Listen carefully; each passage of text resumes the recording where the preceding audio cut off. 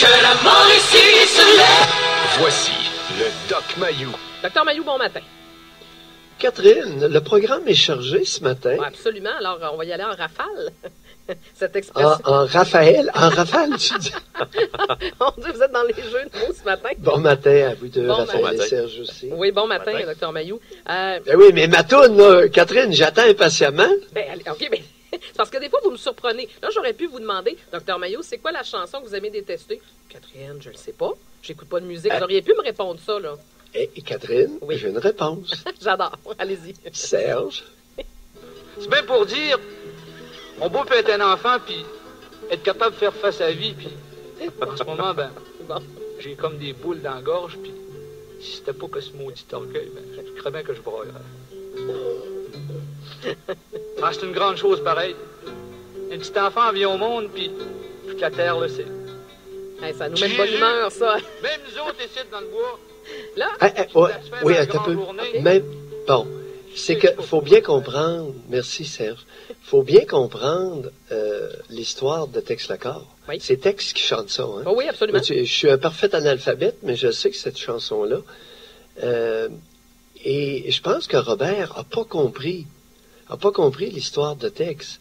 C'est l'histoire d'un bûcheron qui est pogné dans le bois quand il y a une maudite tempête de fou depuis 3 jours. Et les gars ne pouvaient pas aller bûcher. Alors, la chanson de Tex Lacor réfère à nos racines. C'est pas du folklore, les chantiers au Québec. Non, les non, je suis copains. d'accord. Mais Noël au camp, ouais, ça fait référence à ça. Ce sont nos racines. Et moi, là, dans ma famille, si je te parle ce matin, c'est parce que mon père puis ses 3 frères sont montés dans le bois plusieurs années de suite pour aller bûcher et vendre, faire du commerce avec la famille Murdoch et les frères Price. C'était des anglophones, des Britanniques. Et à un moment donné, dans la maison de mon père, imagine-toi donc qu'il y avait 7 scènes noires. C'est tout ce qu'il y avait. OK. Et c'est grâce à John Murdoch et aux Price Brothers qui ont fait des chantiers au nord du lac Adjim, au nord de Normandin, qu'il y a eu de l'argent dans ma famille. Mais pour plusieurs Alors, familles Robert, de l'époque, c'était ça, oui. Ce sont mes racines, là. Et j'aime entendre ça au moins une fois par année. Ah oui, OK, vous l'aimez. Vous aimez pas la détester. Vous l'aimez pour vrai, cette chanson-là. Ben voyons, ce sont nos racines. C'est l'histoire des racines d'une partie des Québécois. Pas de tout le monde, Non, mais des hommes valeureux. ouais, ben en fait, Des hommes qui, comme ce matin, là, se lèvent pour aller sur la construction. On est le 15 décembre. Hier matin, j'en voyais, là, en descendant au poste, il y en a qui creusaient des égouts. Ils installaient des égouts pour des chaumières. Et il y en a d'autres qui travaillaient, qui construisaient des blocs appartements. oui. Le 14 décembre. Ils ont balayé, brossé la neige, là, sur les fondations hier, puis ils montaient des murs. Ça vous impressionne beaucoup, De hein? 7h30 le matin à 5h de l'après-midi. Mais vous en parlez souvent de ça. Ça vous impressionne, des gars qui travaillent. Parce que c'est l'hiver, c'est pour ça Non. que vous faites Hey, référence as-tu à déjà ça. essayé de Ben non. passer de 7h30 le matin Non. à 5h comme une journée comme hier? Non, Puis aujourd'hui, là, il fait fret, là. Ben oui, je le sais. Non, c'est As-tu ça. déjà essayé ça? Moi, j'ai bûché. J'ai bûché pour m'amuser, puis j'ai bûché du bois de poêle. Je sais qu'est-ce que c'est que travailler toute une journée au froid. Oui, ben ça, c'est typiquement masculin. Non, j'ai jamais essayé ça, puis j'ai pas l'intention non plus, là. Bon, Je vais- alors là, ça faudrait m'intéresse peut-être pas. passer le message, là, à Diane Lemieux de se l'agrafer de temps en temps. La présidente de la CCQ, là, écoute, commence à mériter. Elle est allée déclarer à Paul Arcan qu'une pelle mécanique, ça n'avait pas de sexe. Alors, comme il dit aussi, Diane est capable d'en émettre des superbes. Diane Lemieux, c'est Lise Payette en plus intelligente. Et je suis écœuré de voir ces femmes-là vomir sur nos hommes. Je suis écœuré. Ça, je suis écœuré, par exemple. Ouais, le même Pas la musique. OK. Bon, je pas. Elle a même fait référence également au calendrier sexy qu'on retrouve dans certaines cabanes de chantier. Là. Il y avait un chantier pas très loin de l'Assemblée nationale. Elle dénonçait le fait qu'il y a encore des hommes, des gars qui ont des calendriers de femmes sexy. Est-ce que c'est moi? Puis là, le président de l'Assemblée nationale qui s'en est mêlé. Est-ce que c'est moi, présentement, à Québec, il y a d'autres dossiers à régler que celui des calendriers sexy? Parce que j'en connais des femmes qui ont des calendriers de pompiers aussi à certains endroits. Je trouvais qu'hier, on s'éloignait un peu de la problématique principale au Québec. Là. Mais écoutez, ça a l'air que c'est bien important. Lise Payette, en plus intelligente, aurait avantage à se taire. Elle est présidente de la commission de la construction du Québec, la CCQ, la fameuse CCQ. Et Écoute, elle est capable, cette femme-là a toujours été capable de vomir du mépris sur le masculin et sur les hommes. Et il n'y a jamais personne qui l'a ramassé. Mais là, je pense que vous venez de le faire. Là.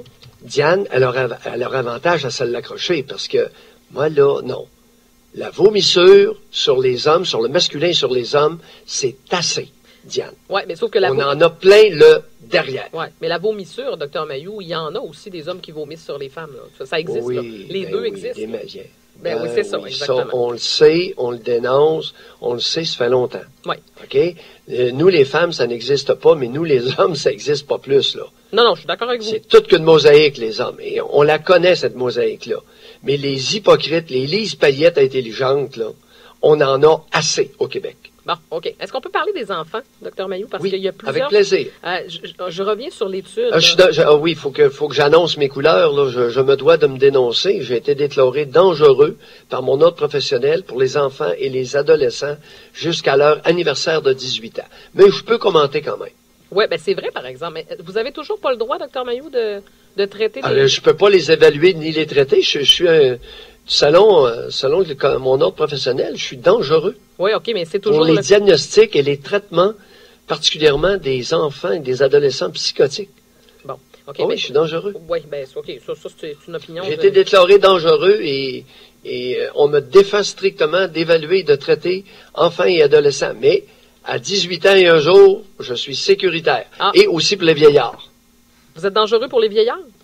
Non. Sécuritaire pour les adultes et les vieillards. OK, bon. Mais là, moi, je veux qu'on parle quand même des enfants. Je veux vous entendre là-dessus. Parce que, est-ce que c'est possible de savoir, dès l'âge de 3 ans, si ton enfant va être un fardeau pour la société? Est-ce que c'est... Oui? Oui. Ah oui? Aussitôt que ça? Oui. Ben oui, Raphaël a l'art de nous décoter des perles. Oui. Et l'étude a été faite il y a 35 ans. Ben oui. Mais tablettée. Parce que on fait pas ça, tu sais. On fait pas ça, dire à un enfant ou dire aux parents d'un enfant que son enfant est en retard de développement. Alors, à l'âge de 13 ans, souvent, pas tout le temps, souvent, avec le quotient intellectuel, OK, avec un quotient intellectuel déficient ou très faible, avec un trouble de langage et un trouble de motricité, il est relativement facile de prédire que cet enfant-là va en arracher et va avoir besoin de services spécialisés, risque de se retrouver au crochet de la société. Oui. Okay. Très facile. Ah oui? Ben oui, j'en ai fait beaucoup. Oui, pendant 34 ans, j'en ai fait de ça. Et je me suis fait à l'occasion matraquer par des mères qui étaient furax de mes prédictions. Mais j'essayais d'être gentil et de leur dire, écoutez, c'est un enfant qui a un retard de quotient intellectuel, de langage, de motricité. Il y a un trouble global de retard de développement, ce qu'on appelle un TED, trouble envahissant du développement. Maintenant, à 3 ans, allons-y avec réserve. Oui. Mais à 5 ans, il n'y a plus tellement de réserve. Ah oui? Donc, il y a une grosse différence à 5 ans. Alors, évidemment, dans le développement de l'enfant, tu es en mesure de savoir si ton enfant va en arracher. Ben oui. Mais ça veut dire, parce que vous me dites... ça veut dire toutes les mères qui ont un once de jugement savent ça. Mais vous dites... Parle aux mères qui en ont eu plusieurs. À 3-4 ans, là, ouf! Là, il y en avait 8-10, puis il en regardait un, celui-là, là. Il savait que ça allait être plus difficile. Il ira pas loin. Mais, Dr Mailloux, tout à l'heure, vous disiez, ça faisait réagir des mères. Ça veut dire qu'il y avait des femmes qui étaient dans le déni, qui ne voulaient pas voir que leur enfant avait un retard ou avait une dysfonctionnalité quelconque. Il y en a qui ne voulaient pas voir ça. Exact. Et là, elle croyait que en se surinvestissant, en surstimulant l'enfant, elle comblerait le déficit intellectuel et le retard global de développement au détriment de leurs autres enfants. Oui. Alors, lorsque je leur rappelais qu'il y en avait une couple qui était brillant, là, parmi les autres, et là, elles étaient furax, les bonnes femmes, t'as même pas idée. Ils étaient en maudit parce que je leur rappelais, madame, vous mettez trop de temps sur celui-là au détriment des autres. Et puis, vous en avez un autre, là, c'est une première de classe, elle est brillante comme toute, puis vous en parlez jamais, vous ne vous intéressez pas à elle. Hey, là, la bonne femme, était-tu furax après moi? Mais je peux comprendre. Elle voulait m'arracher la tête. Mais ce que vous nous expliquez ce matin, c'est fréquent dans plusieurs familles. Combien de fois, tu sais, l'enfant problématique de la famille a souvent reçu toute l'attention, alors que les autres, les brillants qui avaient de la facilité, combien des années plus tard disent « Ah ben moi, mes parents se sont pas occupés de moi parce qu'on s'occupait juste du bum à la maison, celui qui était problématique. » C'est une réalité, ça. C'est-à-dire pas nécessairement des bums, ça peut être des déficits intellectuels, des retards globaux de développement. Oui, puis ça peut être à l'occasion. Ça, on est au niveau du trouble de la personnalité. Ouais. Et à 3 ans, on peut pas prédire ça, là. Il est trop tôt. C'est à 8 ans. Encore, les bums, on les identifie entre 8 et 9 ans. Docteur Mailloux, le temps... Les futurs crottés, là. Mais là, on parlait pas de ça, là. Là, on parlait de ceux qui ne se développeront pas sur le plan intellectuel, sur le plan du langage et de la motricité. Le temps file un peu, Dr. Mailloux. J'aimerais ça vous entendre sur l'impact pour les enfants de Julie Snyder et de Pierre-Carl Péladeau. Parce que là, c'est à coup de mise en demeure d'un bar, puis de réaction de l'autre, puis t'as dit ça, puis c'est diffamatoire, puis je vais te faire payer. Ça finit plus. L'impact, là, pour ces... Ils ont des enfants, là. C'est certain que ces enfants-là, ils arrivent à l'école, puis en plus, leurs parents sont connus tous les deux. Je trouve ça épouvantable, Dr. Mailloux. C'est quoi l'impact sur l'enfant, en bout de ligne?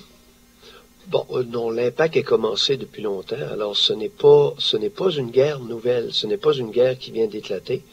Et, Catherine, on aurait peut-être avantage à ne pas oublier que Marie-Christine Couture est morte. Elle s'est suicidée. Mm-hmm. Oui, non, on l'oublie pas. Alors là, oui, j'ai l'impression que je lisais les articles, là. J'aimerais rappeler à Julie Schneider que Marie-Christine Couture, elle est morte. Alors, il y a 2 enfants qui sont orphelins de mère. Également, oui. Vous avez raison. S'il vous plaît, ne pas l'oublier, là. Parce que c'est pas une chicane.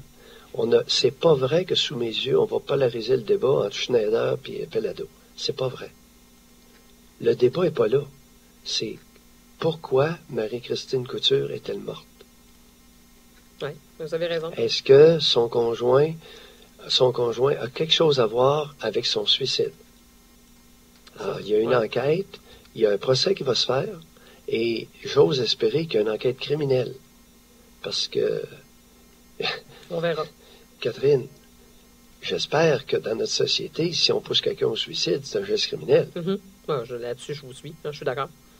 On verra. On va remettre tranquillement dans cette histoire-là. S'il y en a qui veulent se créer une gloriole ou se faire valoir sur la place publique, c'est que Marie-Christine Couture s'est enlevée la vie. Il y a 2 enfants qui n'ont plus de mère. Et Péladeau prétend que Lacombe a poussé sa conjointe au suicide ou quelque chose comme ça. Alors, on va essayer de ne pas faire diversion. OK. On va se garder le dossier. Il y a d'autres problèmes aussi autour, connexes à ça, autour de ça, périphériques. Mm-hmm. Mais le cœur du problème, c'est le décès par suicide de Marie-Christine Couture. Oui, vous faites bien. Est-ce que quelqu'un l'a poussé au désespoir? Oui, c'est ce qu'on va voir. Docteur Mailloux, on va se garder... C'est ce que nous... Ouais, on va demeurer focusé sur le centre de la problématique et non pas sur la périphérie. Oui, mais pour l'instant, la périphérie a davantage de publicité que le centre. Je suis d'accord. Dans ma tête à moi, on est quelques-uns quand même à ne pas perdre le focus. Docteur Mailloux, on vous retrouve à 9h30 avec José. On reparlera demain des mères qui embrassent leurs enfants sur la bouche parce que là, on manque de temps, mais parce que je veux qu'on se garde un bloc là-dessus. Catherine, ça fait longtemps que j'en parle. Je le sais, mais on va en reparler. Ça fait 25 ans. Oui. Tu sais, je commence à être blanc, moi, là, je radote, là, tu sais, ça fait 25 ans que j'en parle. Je suis content, mais je suis content que vous en parlez. Ah oui, on va en parler. On va se garder ça pour demain, parce qu'en plus, ce sera vos vendredis intimes. On va se garder ça. 7h27, on vous retrouve à 9h30. Oui, Raphaël, merci pour la vieille étude de 35 ans ressuscité d'entre les morts. Ça fait plaisir. Il n'est pas pire, le jeune, hein? Il y a 22 ans, mais il nous ressort des vieilles études. On commence à l'aimer, notre jeune. On l'aime déjà. C'est déjà fait. Docteur Mailloux, on vous retrouve Raphaël, tranquillement. Tranquillement, oui, je me suis fait dire ça souvent l'année passée. Docteur Mailloux,